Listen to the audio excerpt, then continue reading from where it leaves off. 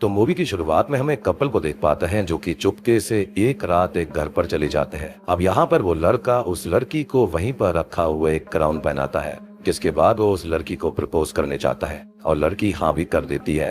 अब वो लोग रोमांटिकली इन्वॉल्व होने ही वाले थे कि तभी बीच में गलती से ही वो लोग एक पॉट को गिरा देते हैं जिसके अंदर किसी की अस्थियां थी। अब ये अस्थियां गिरने के बाद होता ये है कि उसी से वहां पर एक गोस्ट बन जाती है जो कि काफी भयानक थी, जिसको देखकर ये दोनों ही डर के मारे छुप जाते हैं क्योंकि इससे पहले इन दोनों ने ऐसा कुछ भी नहीं देखा था। उनको बिल्कुल भी समझ में नहीं आता कि आखिर ये हुआ क्या। खैर तभी वो गोस्ट जो होती है वो दूसरे रूम में चली जाती है, जिसके बाद वो लड़का उसे देखने जाता है कि तभी वो गोस्ट उस पर हमला कर देती है। लेकिन वो लड़की जो होती है वो बीच में आकर उसे बचाने की कोशिश करती है, लेकिन इसके चलते वो खुद मारी जाती है क्योंकि उस गोस्ट ने अपना हाथ उसके मुंह के अंदर डाल दिया था। इसके चलते वो खत्म हो गई। इसके बाद वो लड़का उस भूत से बचकर भागने लगता है और यहीं पर ये सीन शिफ्ट हो जाता है और ये इस मूवी का इंट्रो था।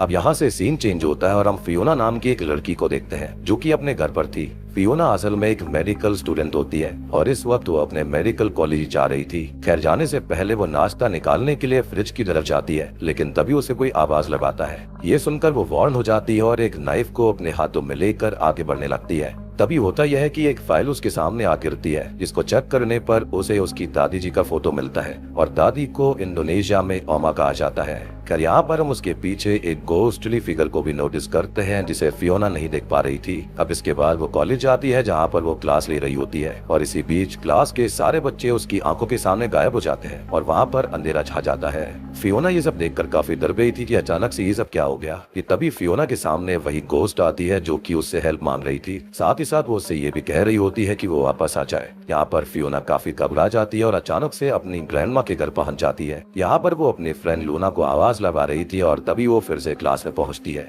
यहाँ पर लूना उसको संभालती है और अब क्लास खत्म होने के बाद लूना उससे ये पूछती है कि आखिर उसे हुआ क्या था, जिस पर वो उसे ये बताती है कि उसे अपनी दादी के घर के ग्लिम्स दिख रहे थे जिसमें उसे एक लेडी भी दिखाई दी थी जो कि उससे हेल्प मांग रही थी। यहाँ पर लूना उससे उसकी ग्रैंड मदर की कहानी पूछती है, जिस पर फियोना बताती है कि जब वो छोटी हुआ करती थी तब वो अपनी ग्रैंडमा के साथ ही रहती थी। अब एक दिन अचानक से पता नहीं क्या हुआ जिसके बाद उसकी माँ उसे यहाँ पर जकार्ता ले आई थी, यानी कि उसकी ग्रैंडमा से दूर। उसने आखिरी बार ये सुना था कि उसके ग्रैंडफादर की मृत्यु हो चुकी है और ग्रैंड मदर काफी ज्यादा बीमार रहने लगी थी और शायद से यही रीजन रहा होगा कि फियोना की माँ उसे वहाँ से ले आई थी। अब फियोना ये सोचती है कि शायद से उसे अपनी ग्रैंडमा से मिलने जाना चाहिए। वो लूना को भी साथ चलने के लिए कहती है और उसको ये बोलती है कि वो लोग आज ही वहाँ पर जा सकते हैं, जिसके लिए लूना मान जाती है क्योंकि उसकी ग्रैंड मदर का घर जकार्ता से 3-4 घंटे की दूरी पर ही था। यहाँ पर लूना अपने बॉयफ्रेंड जेफ को भी साथ लेने के लिए मना लेती है, जिसके बाद फियोना कहती है कि वो कार निकालने जा रही है और वो दोनों वहाँ पर आ जाए। जिसके बाद फियोना कार निकालने जाती है, लेकिन इसी बीच वो किसी की परछाई को देखती है, लेकिन वो उसको इग्नोर कर देती है।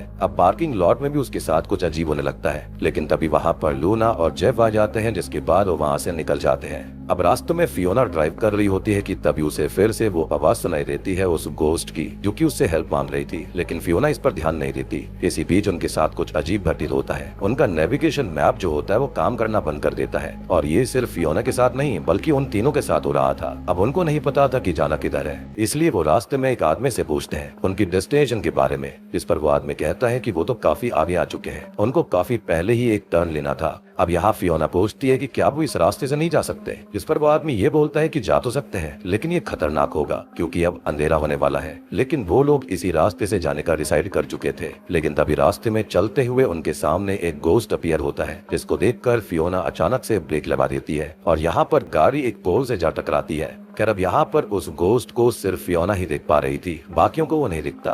अब तभी ये भूत डिसअपियर हो जाता है और फियोना और बाकी कार की हालत देखने के लिए बाहर आते हैं। जेफ कहता है कि गाड़ी का रेडिएटर टूट चुका है, इसलिए उन्हें अब यहाँ से पैदल ही आगे बढ़ना होगा और वो लोग ऐसा ही करते हैं। लेकिन होता यह है कि चलते चलते लूना को एक लड़के का गोस्ट दिखाई देता है, जिसको देखकर वो डर जाती है। लेकिन जेफ बोलता है कि ये उसकी थकान की वजह से हो रहा होगा। अब वो आगे बढ़ते जाते हैं, लेकिन वो रास्ता भटक चुके थे, इसलिए वो एक आदमी से रास्ता पूछने की कोशिश करते हैं, लेकिन वो उनकी बातें सुने बिना ही आगे निकल जाता है, जो कि बहुत ही अजीब बात थी। अब वो थोड़ा आगे ढूंढते हैं, जिसके बाद उन्हें फाइनली वो घर मिल जाता है, यानी कि उनकी ग्रैंड मदर का घर। यहाँ पर उस घर को फियोना देखते ही पहचान लेती है क्योंकि उसने अपना पूरा बचपन वहीं पर व्यतीत किया था। यहाँ पर वो लोग मेन गेट की बेल बजाने लगते हैं, लेकिन गेट लॉक नहीं होता, इसलिए वो अंदर चले जाते हैं। तभी हम नोटिस करते हैं कि वो बेल जो है वो अपने आप जमीन पर गिर पड़ती है। खैर इसके बाद वो अपनी ग्रैंड मदर को आवाज लगाने लगती है और उसके बाद उसकी ग्रैंड मदर बाहर आती है, जिसके बाद वो लोग अंदर जाते हैं लेकिन लूना बाहर ही रुकी हुई थी। खैर इसी बीच लूना को एक परछाई दिखाई देती है जो कि इधर से उधर जा रही थी। तभी हम देखते हैं कि फियोना अंदर थी और उसकी ग्रैंड मदर फियोना के लिए कुछ लेने जाती है और तभी फियोना भी लूना को अंदर बुलाती है क्योंकि बाहर खड़े रहना ठीक नहीं था। तभी फियोना की ग्रैंड मदर उसके लिए कुछ खाने का लाती है जो कि वो उसके बचपन में बनाती थी और फियोना को काफी पसंद भी था। अब होता यह है कि रात हो जाती है जहाँ पर उन लोगों को ये पता चलता है कि उसकी ग्रैंड मदर के यहाँ पर बिजली है ही नहीं, इसलिए वो केरोसिन लैंप को जलाती है। और एक अजीब बात और थी कि यहाँ पर उन लोगों के फोन्स भी काम नहीं कर रहे थे, सिग्नल्स नहीं आ रहे थे। खैर अब वो उसकी ग्रैंड मदर से ये पूछती है कि उसने उसकी माँ को आज तक कभी कॉल क्यों नहीं किया, वो आकर उसकी मदद कर सकती थी। जिस पर ग्रैंड मदर ये कहती है कि उसे इनकी अब जरूरत नहीं है, वैसे भी वो काफी बूढ़ी हो चुकी है और ज्यादा दिनों की मेहमान नहीं है। ये सुनकर तो फियोना टूट जाती है, काफी दुखी हो जाती है क्योंकि उसे ये लग रहा था कि उन सब ने ग्रैंड मदर की केयर नहीं करी थी जिसकी वजह से ऐसा होने वाला है। लेकिन ओल्ड एज सबको आती है और ये होना तो बिल्कुल ही तय है। तभी हम नोटिस कर पाते हैं कि जो फियोना की ग्रैंड मदर थी वो किचन के अंदर पानी गर्म करने के लिए जाने लगती है ताकि वो चाय बना दे, लेकिन जेफ वहीं पर रुकता है। अब अंदर जाने पर ये दोनों ही दोस्त वहाँ पर रखी हुई फोटोग्राफ्स को देखने लगती है और तब जाकर हम जान पाते हैं कि शुरुआत में जो कपल यहाँ पर खत्म हुआ था वो असल में इसी घर के अंदर खत्म हुए थे। खैर यहाँ पर आगे जाकर लोना ग्रैंडमा की चेयर को देखती है जो कि अपने आप हिल रही थी, जिसको देखकर वो फियोना को बुलाती है, लेकिन तब तक सब कुछ नॉर्मल हो जाता है। और यही चीज हमने शुरुआत में भी नोटिस करी थी कि वो चेयर अपने आप हिल रही थी। तभी ग्रैंडमा आकर उनको ये बताती है कि पानी गर्म हो रहा है और इतने में वो अपने रूम में जा रही है आराम करने के लिए।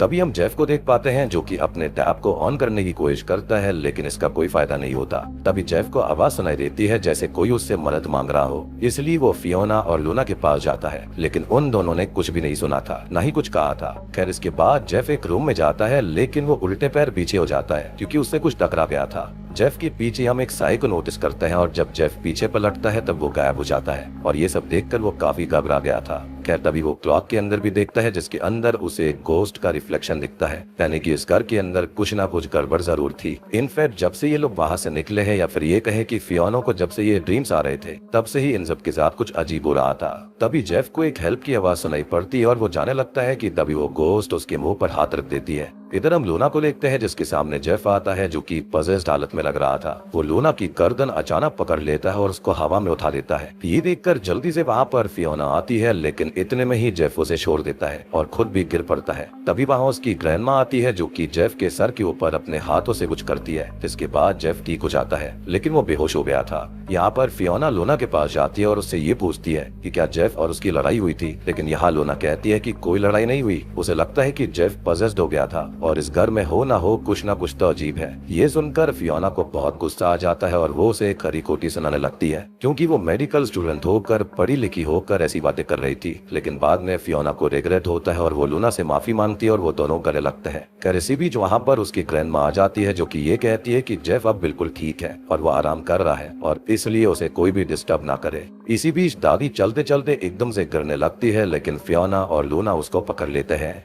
जिसके बाद में फियोना दादी को उनके रूम में छोड़ने जाती है जहाँ पर दादी ये कहती है कि रात काफी हो गई है इसलिए आज रात वो यहीं पर रुक जाए। यहाँ लूना फियोना के सामने उसके डैड के बारे में पूछती है जिस पर वो ये बताती है कि उसके डैड खत्म हो चुके हैं और फिर बाद में उसकी माँ ने ही उसका ध्यान रखा था। फियोना और उसकी छोटी बहन अनिका को स्कूल पहुंचाया और उनका ख्याल रखा। लूना बोलती है कि उसे उसकी माँ की तरह स्ट्रॉन्ग बनना चाहिए, जिस पर फियोना ये कहती है कि ऐसा कुछ नहीं है और यहाँ पर वो पूरी कहानी बताती है। वो बोलती है कि जब अनिका पैदा हुई थी तब उसके डैड खत्म हो गए थे और उसके बाद उसकी माँ को मेंटल हॉस्पिटल जाना पड़ा था। ठीक वैसे ही उसकी मॉम को जन्म देते समय उसके ग्रैंडफादर की भी मौत हो गई थी, जिसकी वजह से उसकी ग्रैंडमा को भी मेंटल हॉस्पिटल में ट्रीट करा गया था। और ये काफी अजीब बात थी कि एक जैसे हाथ से एक ही परिवार में कोई कोइंसिडेंस नहीं हो सकता था। इधर हम दूसरी तरफ फियोना की मॉम को देखते हैं जो कि फियोना को ढूंढ रही थी। वो अनिका से इसके बारे में पूछती है लेकिन उसे अपनी बहन के बारे में कुछ नहीं पता था और तब फियोना की मॉम वहीं पर रखी हुई ग्रैंडमा की फोटो को देखती है। इसको देखकर वो थोड़ा सा अजीब फील करती है।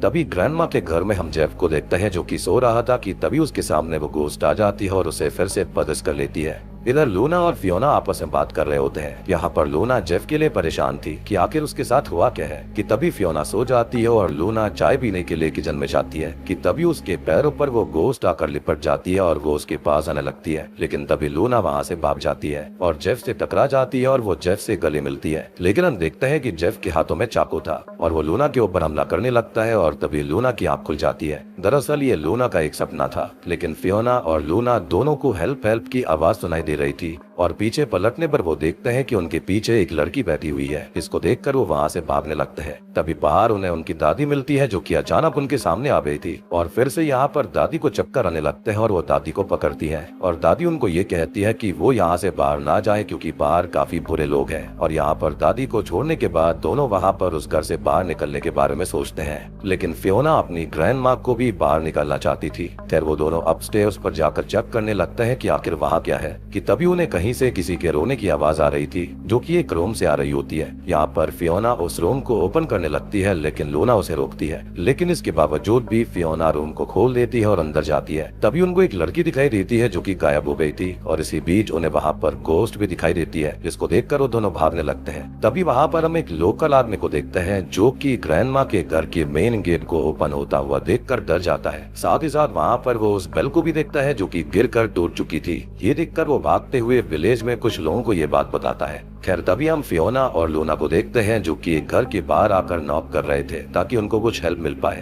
तभी फियोना की मॉम के पास एक कॉल आता है जो कि विलेज से ही था और वो फोन पर बात करके काफी परेशान हो जाती है। बहुत ही अजीब सा दुख उसके चेहरे पर था। इधर दो लोकल आदमी ग्रैंडमा के घर को देखने आते हैं जहाँ पर उन्हें वही बेल मिलती है और वो उसे फिर से फिक्स करने की कोशिश करते हैं, लेकिन तभी एक गोस्ट आकर उन दोनों को मार देती है। दूसरी तरफ फियोना और लूना उस ब्रिज तक पहुंच जाते हैं जहां से वो आए थे, यानी कि फाइनली वो बाहर निकल गए। दरअसल ये जब ब्रिज होता है ना, वो उनकी कार से पास में ही था। वो पास में जाकर देखते हैं तो वहाँ पर काफी भीड़ लगी हुई थी और वहाँ पर 3 लोगों का एक्सीडेंट हुआ था जो कि ऑन द स्पॉट ही खत्म हो गए। और दोस्तों अभी यहाँ पर खुलते हैं इस मूवी के असली पत्ते। असल में ये जो एक्सीडेंट हुआ था वो किसी और का नहीं बल्कि इन्हीं 3 दोस्तों का हुआ था और यहाँ पर खत्म होने वाले और कोई नहीं बल्कि यही 3 थे। जी हाँ, यानी कि अब तक जो यहाँ पर ये घूम रहे हैं ये इनकी आत्माएं हैं और ये सभी स्पिरिट रेल्म में पहुंच चुके थे। यानी कि जब इनका एक्सीडेंट हुआ था तभी फियोना, लूना और जेफ खत्म हो चुके थे और आपको याद हुआ कि इन्होंने एक्सीडेंट होने के बाद एक आदमी से रास्ता पूछा था, लेकिन उसने इनकी बातों को सुनकर रेस्पॉन्स नहीं किया। ऑब्वियस सी बात है कि वो स्पिरिट को देख नहीं सकता था, जिसके चलते उसने कुछ भी नहीं बोला।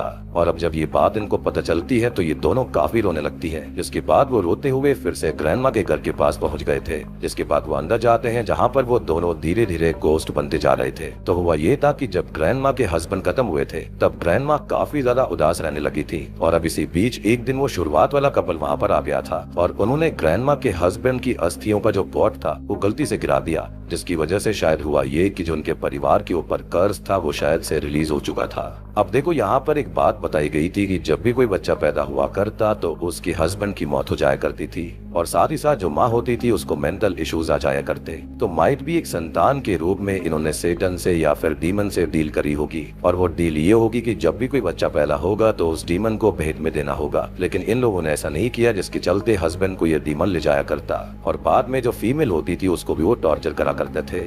अब जो शुरुआत वाला कपल होता है उसमें से जब लड़की की मौत हो गई थी तो वहाँ पर ग्रैंडमा आती है जिसको इसी शैतानी आत्मा ने पदस कर लिया था। जिसके बाद वो उस लड़की की बॉडी को खाने लगी। ये देखकर जो उस लड़की का बॉयफ्रेंड होता है उसने ग्रैंडमा को भी जान से मार दिया था। जिसके बाद उस लड़के की मौत हो गई और जिस लड़के की आत्मा को पहले लूना ने देखा था वो उसी लड़के की थी। एंड माइट भी जो आत्मा उनसे हेल्प मांग रही थी वो उसी लड़की की आत्मा होगी, क्योंकि उन लोगों को पता ही नहीं था कि वो खत्म हो चुके हैं, जैसे कि इन लोगों को बिल्कुल अंदाजा नहीं था कि वो खत्म हो गए थे। अब जब फियोना की माँ ने ये सब देखा था कि यहाँ पर क्या हुआ है, उसके बाद से ही वो उस घर से अपनी बेटी यानी कि फियोना को लेकर चली गई थी और फियोना की माँ उसे वहाँ से इसलिए लेकर चली गई थी क्योंकि वो नहीं चाहती थी वो उसको बताए कि उसकी ग्रैंड मदर खत्म हो चुकी है। उसने इसलिए झूठ बोल दिया कि उसकी ग्रैंड मदर जिंदा है और वो बीमार है, क्योंकि ऑब्वियस ही बात है छोटी सी बच्ची जो कि अपनी ग्रैंडमा से इतना प्यार करती थी वो इस सदमे को बर्दाश्त नहीं कर पाती। अब इन सब के बाद हुआ ये कि शायद से ग्रैंडमा को भी अंदाजा नहीं था कि वो खत्म हो चुकी है और वो उसी घर के अंदर गोस्ट रेल्म में या फिर स्पिरिट रेल्म के अंदर वहीं पर रहने लगी। या फिर ये कह सकते हैं कि इस डीमन ने उन सभी की स्पिरिट्स को कैप्चर करके रखा हुआ था। और बस अब शुरुआत में अपनी माँ को इस तरह से खत्म हुआ देखकर फियोना की माँ हमेशा के लिए वो घर छोड़कर चली गई। उसने इस बारे में कभी फियोना को बताया ही नहीं। अब जब इन सब के बारे में गाँव वालों को पता चला था तब उन्होंने उस घर के ऊपर एक मौलवी से एक बेल को यानी कि एक प्रोटेक्शन चार्म की तरह उनके घर के बाहर लटकवा दिया था और उस घर का कर्ज ताकि उस घर तक रहता। खैर वो जो फोन फियोना की मॉम के पास आया था वो फियोना के एक्सीडेंट को ही लेकर था और इसलिए उनके चेहरे पर दुख आ गया था। यानी कि अब आपको समझ में आ गया होगा कि उस घर के अंदर जो फियोना की दादी है वो उसकी दाली नहीं बल्कि उसकी स्पिरिट थी और ये सब भी खत्म हो गए थे। आखिरी सीन में हम फियोना की मॉम को देखते हैं जो कि फियोना को याद कर रही थी और उसी के पास वो डीमन भी होती है, यानी कि अब उसके साथ भी कुछ ना कुछ गड़बड़ जरूर होगा। यानी कि ये पूरा का पूरा परिवार खत्म होने वाला था। पक्का कोई डील थी जो कि ब्रेक हो गई थी। इसी के साथ में ये मूवी यहीं पर खत्म हो जाती है। तो दोस्तों ये थी ओमा द डिमोनिक फिल्म की कहानी, यानी कि डिमोनिक ग्रैंडमदर। अब देखो यहाँ पर हुआ क्या है। तो असल में यहाँ दो चीजें हो सकती हैं। पहला तो ये कि इनके परिवार के ऊपर ही कोई एंशिएंट कर्ज था। दूसरा ये हो सकता है कि इन लोगों ने सेटन से डील करी होगी कि बच्चे के बदले में ये कुछ सैक्रिफाइस देंगे। हो सकता है फर्स्ट बॉर्न चाइल्ड का या फिर जो कुछ भी, लेकिन इन्होंने ऐसा नहीं किया, जिसके चलते यहाँ पर मेल को ही खत्म कर दिया गया, यानी कि हस्बैंड को। और फिर ये जो डीमन है वो धीरे धीरे करके फीमेल को भी कंज्यूम कर लिया करता। माइट भी जो ओमा के हस्बैंड थे उन्होंने इस कर्ज को कंटेन कर दिया होगा अपनी एशेस के साथ में, शायद से खुद का सेक्रीफाइस दे दिया होगा। लेकिन हुआ ये कि गलती से उस कपल ने उस पॉट को तोड़ दिया और ये कर्ज बाहर आ गया था, जिसके चलते वो दोनों भी खत्म हो गए, ग्रैंड मदर भी खत्म हो गई। लेकिन ये चीज इतनी आसानी से खत्म नहीं होने वाली थी। फियोना की माँ के साथ भी सेम हुआ, वो भी मेंटली इल हो गई थी क्योंकि उनको ये डीमन दिखाई देता होगा। बात रही उनके हस्बैंड की यानी कि फियोना के डैड की, तो वो भी खत्म हो गए। और फियोना को यहाँ पर बुलवाने के लिए डीमन ने बार बार उसे इस तरह की अजीब विजन दिखाए थे जैसे कि उसकी ग्रैंडमा उसको वहाँ पर आने के लिए बोल रही है। लेकिन मुझे ऐसा लगता है कि जो ग्रैंडमा थी वो उसको वहाँ पर आने से रोक रही होगी। लेकिन अंत में जब ये पता चला कि उसका एक्सीडेंट हो चुका है, वो खत्म हो चुकी है, तो ग्रैंडमा ने उसको अपने घर में खुले दिल से एक्सेप्ट किया। लेकिन वहाँ पर वो डीमन भी रहता है जिसने कि इन सब की स्पिरिट को ही रोक कर रखा हुआ है, यानी कि ये सभी अब आफ्टर लाइफ में नहीं जा सकते थे। एंड आई बिलीव कि गांव वालों ने इस कर्ज को कंटेन करने के लिए घर के आगे वो प्रोटेक्टेड चार्म लगवा दिया था ताकि ये कर्ज बाहर ना आ जाए और गांव पर ना फैले। बट एक चीज तो तय है कि जो फियोना का परिवार है उसका खात्मा तो पूरी तरह से तय था। तो उम्मीद करता हूँ कि आपको ये एक्सप्लेनेशन कॉन्सेप्ट समझ में आया होगा। वीडियो पसंद आई तो लाइक कर देना, चैनल के ऊपर नए हैं तो सब्सक्राइब कर लीजिए।